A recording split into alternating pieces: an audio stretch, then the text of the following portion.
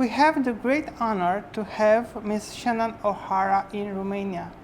She is not only a trainer in Access Consciousness, but actually the founder of some special courses in Access Consciousness, like Talk to the Entities, and she was raised within the energy and the philosophy of Access Consciousness from the beginning, being the stepdaughter of the founder of this wonderful knowledge.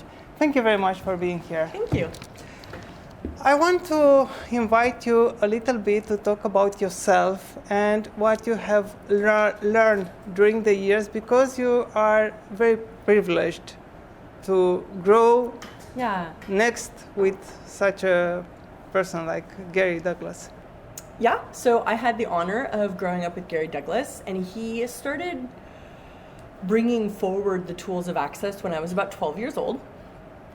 And I had my bars run then, and the bars, for those of you guys that don't know, or for people who are watching who don't know, are what sort of like the foundation tool in access. ABC. It's the absolute ABCs of access. And so the bars make no sense when you hear what we call it, but when you have them run, you sort of get what it is more. It's a light touch on the head, but it's really dynamic. But anyways, I had my bars run when I was 12, and I was like, whatever, that's weird. I don't really want to do that. And then I was a tortured teenager for many years. And all the time, Gary was continuing to evolve and develop and expand access. And then when I was in my late teens, I was in really bad shape. I was really heavily depressed, and I actually was suicidal. And Gary sort of tricked me into using the tools of access and getting my bars run, because I didn't really want to do the weird stuff my dad was doing, but I was in so much psychological pain that I just had to do something or die. And so I started using the tools of access bit by bit, and bit by bit I started being happier in ways that I didn't even really acknowledge. And I got really into access because I preferred feeling better than horrible, like I had felt for so many years. And in my early 20s, the thing that access does is it gives us more of us. And what most of us don't realize is how many parts and pieces of ourselves that we cut off to fit in, or to not be judged, to not be weird. And what access does is it starts giving you access to all those parts and pieces again. And one of the things that I had tried to shut off and make go away was my awareness of the spirit world. And like we all know, when you talk about spirits, it brings up so much weird stuff for people, They're either heavily significant, or they think it's evil or witchcraft or whatever. But for me, being aware of ghosts was a natural part of my being. Have you saw the movie Constantine? I don't think I have, actually. No. It is a movie where there are two ladies who grow with this kind of gifts. Yeah. One embraces it, one denies it. Right, okay. And during the movie, the ones who denies it recover it in order to find something about the other one. So at some point you said in your website, you cannot actually erase these abilities. You can just go unconscious to them. Suppress them. Put it somehow. Yeah. So in Access, we talk about that you can't actually make an ability go away. And what few people want to believe is that being aware is actually an ability. A lot of people see awareness as a disability or something that they want to get away from. And especially being aware of the spirit world, that's not something that we're given a lot of empowerment or positive energy about. And so in Access, we talk about you can't actually make an ability go away. You can only sort of suppress it, repress it, use drugs to make it go away, use alcohol to make it go away, etc. Or other distractions. Basically going unconscious. And so what I gained access to when I was 21 was all this, literally one day, I was home in my apartment in Southern California, which is where I'm from, and I was a very small apartment. It was maybe 2 times the size. The living room was maybe 2 times the size of this stage, small. And the living room filled with so many ghosts that I literally couldn't see the other side of the room. It was so foggy, and I knew it was entities, and I was like, ah! And I called my dad. I was like, oh my God, there's so many entities in my house. I'm really freaked out. And he's like, honey, that's great. You know, he's always been so different, and he himself is aware of entities. And what few people realize is that access was actually something that Gary channeled, and it's really entities that helped us find the tools of access. So actually it's not something engineered by a man, it's somehow revealed? I would say it was a cooperation between a man and many ghosts, many beings, because it's definitely been engineered and grown and substantiated by Gary. But the thing that's so amazing that I love about life is that we're not actually alone here on the planet. We're accompanied by many energies and many beings. Much more than human beings, would you say? I would say many more than just human beings. So there's like the Homo sapien species, the animal species, and the spirit species. What change in me if I become aware of this? How my life will be touched and changed? I can't actually say what's going to change in you. All I do know is that in order to not be aware of anything, you have to go unconscious. And so when you start getting access to more awareness, including awareness of the spirit world, you're basically going to be getting more conscious. And so that has all sorts of ramifications that so few of us really have a reference point for understanding. So what you are saying, in a way, if I understand correctly, is that we are able to see in a natural way this spiritual world, but we choose at some level not to see it. That is exactly what I'm saying. That is exactly. It's like all babies are aware, especially of ghosts. It's like so many of us who have children and even, have seen our babies talking to something that we can't see or looking at something that we can't see. And really that awareness is taught out of us by lack of education and by people who don't really want to be aware themselves of that stuff, because so many of us, to be perfectly honest, are hugely miseducated about ghosts. We're taught they're bad and wrong and creepy and scary, don't talk to them, they're bad. But in truth, they're just like people. Some of them are annoying, some of them are amazing, some of them are unconscious and lost.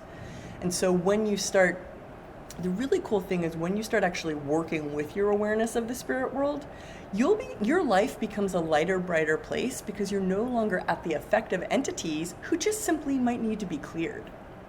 What do you mean by that, to be cleared? So one of the interesting things that I discovered after years of developing Talk to the Entities through my own exploration, facilitating classes, doing sessions, was that dealing with the spirit world is not very complex. You really only ever do three things. You either clear entities, communicate with entities, or receive from entities. And in my own personal experience, like 85% of the spirits that I ever come across walking down the street, in houses, in dreams, in other people's houses and lives, literally just need to be cleared. It's the weirdest thing. I thought that if somebody died, they'd become more conscious, or they'd have like all of this like power or something. Enlightenment somehow. Enlightenment. And it was so strange to discover that basically, for the most part, most people's personalities and consciousness didn't shift at all when they lost their body. If somebody was lost or unconscious or not very smart when they had a body, they were very much like that without a body. And so I'd have these beings come into my house and I'd be like, do you know you don't have a body anymore? And they'd go, oh. And then they'd realize that their body had died and that they had to make another choice.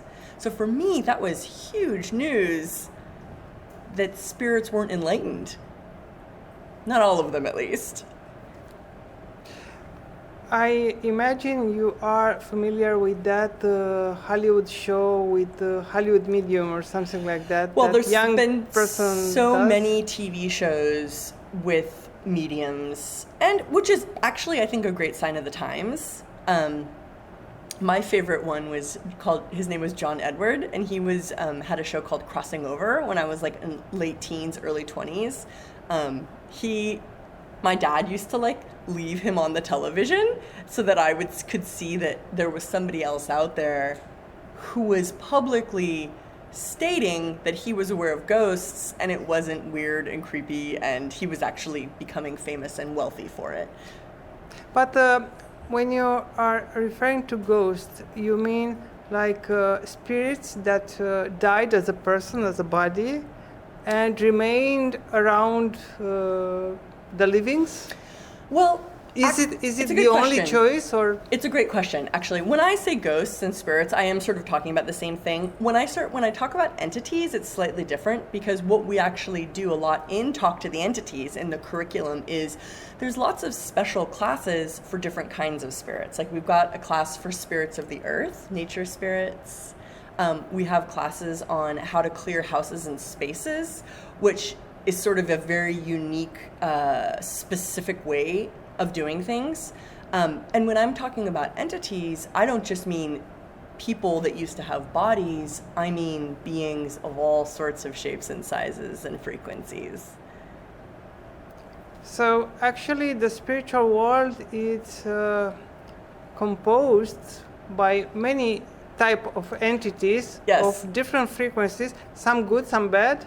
Correct. Well, the spirit world is just like the world of people or the world of plants or animals. Some are medicinal, some are poisonous, some are kind, some are terrifying. It's exactly the same. So, is it close to what religions try to understand by angels and demons in a way? I think religion is an interesting conversation, because what religion did is it sort of condensed it down to three kinds of spirits: angels, demons, and the Holy Spirit. Really and truly, there's so many more than three. Which is called actually the Holy Ghost. Cool. Yeah, and so in a way, yes, there's an awareness of that, but what religion has also done is made wrong those that have communication with spirits. However, it's a natural ability that everybody has. Some have it more than others. They burn people. Exactly. They made it really unpopular to talk to ghosts. In fact, they made it dangerous. But what's so cool is, in this day and age, like, the thing is, that time's over, and we can actually become very influential in the world and extremely wealthy and famous for being this kind of difference, which I'm very excited about. So, what did this changed in your life? You are speaking around the world, yeah, and doing one-to-one sessions. Mm-hmm. But how this changed your life? Can you still be a normal person? Like, that's an interesting question. I feel like it's such a complex question. How it's changed my life is I had no reference point for what was possible with this until I started. And I have been really committed to developing Talk to the Entities and becoming more aware and inviting people to this possibility for close to 15 years. So I've got a lot of ground underneath me that I've walked, and it's been more rewarding than I ever thought was possible. I've been blown away at the level of consciousness and transformation and joy and ease. It's like, the thing that really keeps me going is that people come and do Talk to the Entities classes, and they leave and they give me feedback like their life is a million times easier and lighter and brighter, and that voice they always heard in their head went away, and all of the sort of the impacts and the effects that spirit awareness can have when you're not conscious of it, when you add consciousness to it, it revolutionizes your life.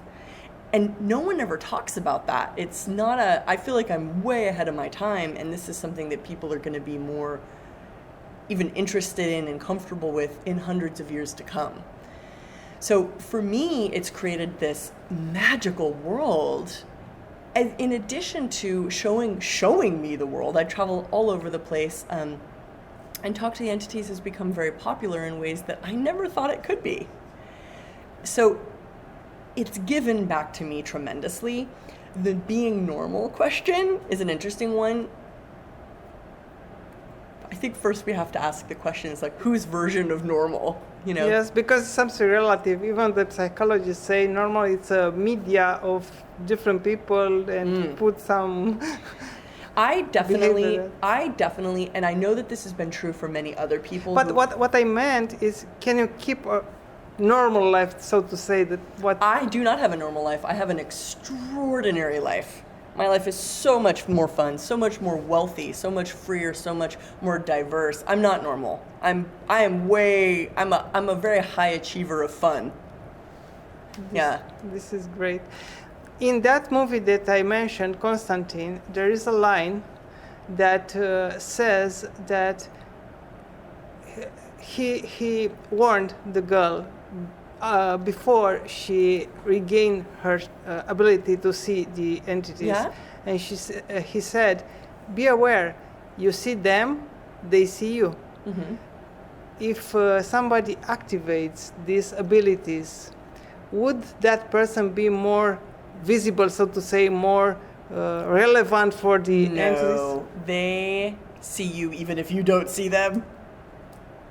So it's not like a danger to see them from that point of view. Well, that's one of the, I think that dangerous thing is one of the, it's like the propaganda that we've all been sold about the spirit world. It's like, I was afraid as well when I started, but what I discovered was like, it was so totally not something I needed to be afraid of. In fact, I found tons of incredible spirits that were fun and contributed, and if I had stayed in that danger zone, I would have never gotten that.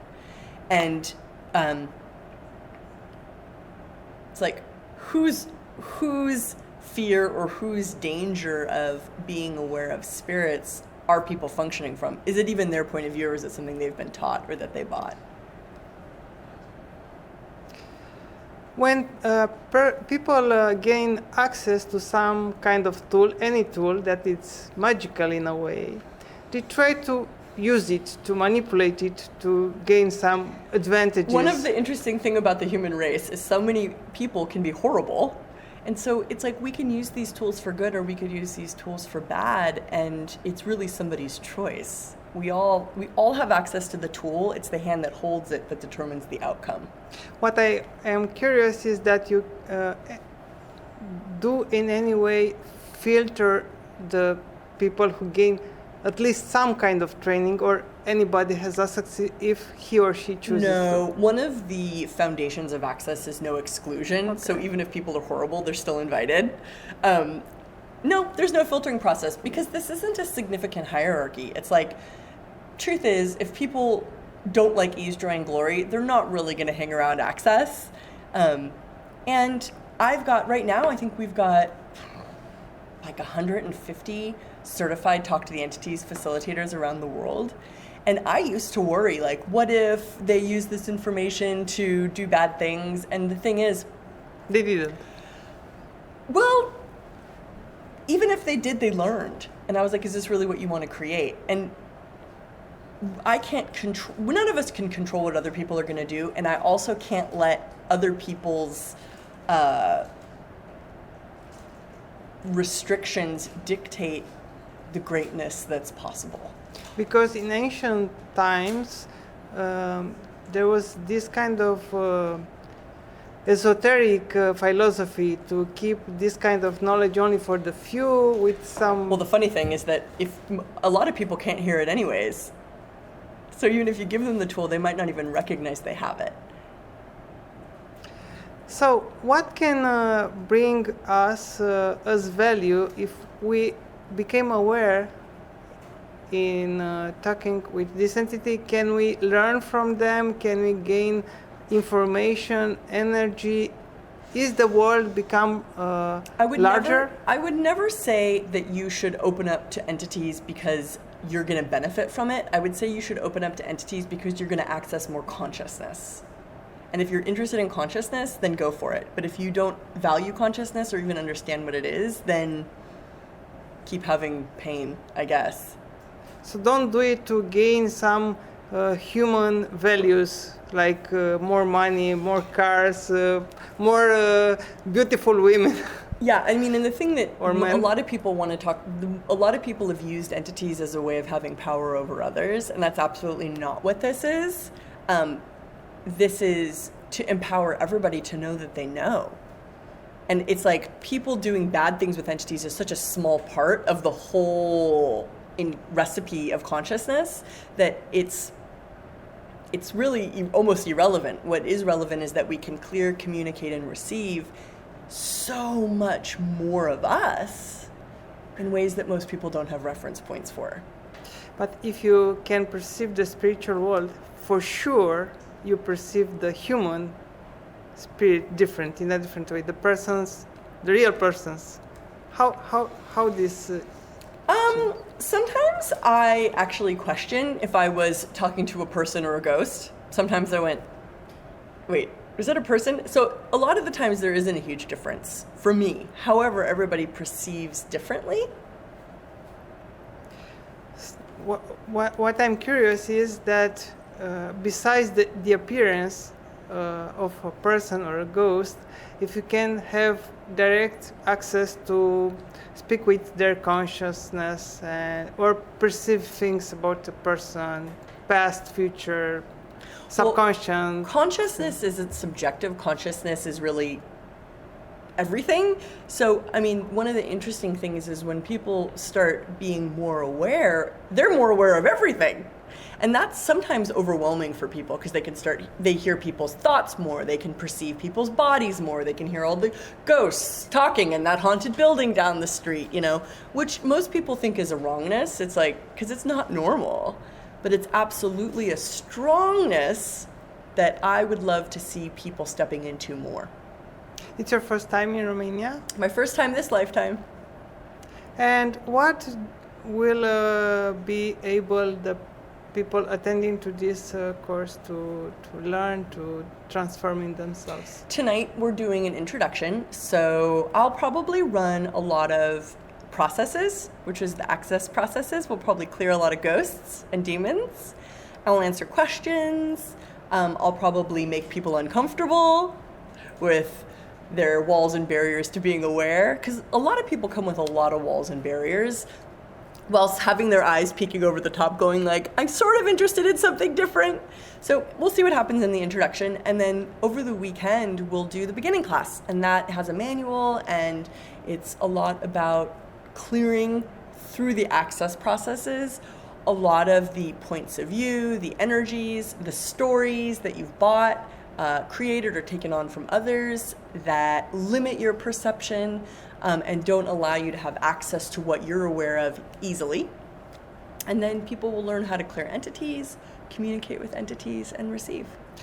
What I'm curious about, and we are going toward the end of our interview, and I'm very, very thankful for this opportunity, are the towns, the big towns, more crowded, so to say, with the entities and ghosts? Do ghosts tend to be more present where people are, or we can find the same number or situation like in the desert, in the mountains, of the sea, and so on? Older cities definitely have more people entities, definitely. That was one of the kind of gifts for me growing up in California, because to be honest, it's actually not a hugely entity-ridden place. Like places like Paris and Rome and Jerusalem and places with really long histories have a lot more what I would call like stuck entities. The kind of beings that you run into in nature are different. A forest has different entities than a city, for sure. Thank you very much for this interview, and it is such a privilege, and I hope I will see you again in Romania. Thank you very much.